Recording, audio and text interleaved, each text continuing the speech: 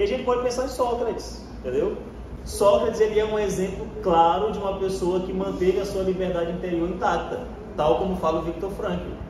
Sócrates foi o quê? Condenado à morte pela democracia ateniense, certo? Num julgamento fajuto, lembra muito o Brasil, inclusive, um julgamento fajuto, onde os juízes queriam matar Sócrates, porque sim, porque ele estava infernizando a vida das autoridades pensantes, establishment intelectual ateniense, político, estava muito incomodado com Sócrates, porque ele estava demonstrando que eles não sabiam nada, eles eram apenas aparência, mas no fundo eles não eram nada.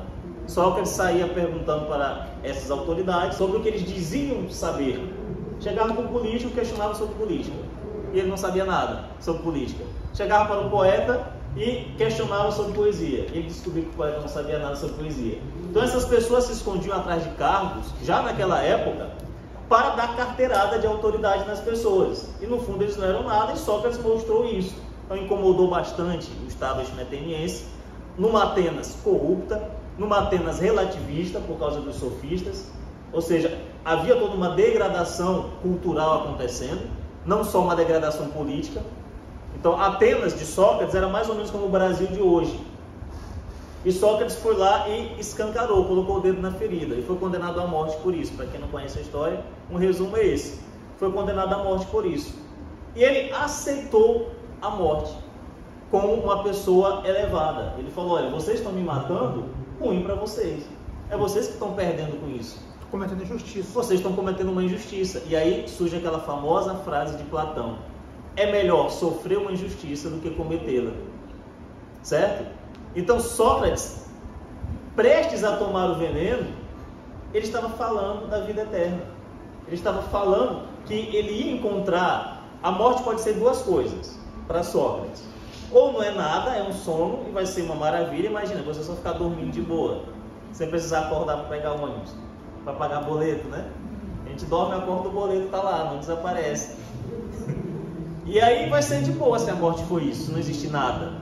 Ou a morte é a eternidade da alma, e vai ser muito bom, porque eu vou encontrar os grandes heróis do passado, Homero, Tucídides, os grandes historiadores, vou encontrar os heróis, vou encontrar Jacques, Hércules, Aquiles, Heitor. E vai ser bom também conversar com essas pessoas e interrogá-las, assim como ele interrogava as pessoas dessa vida.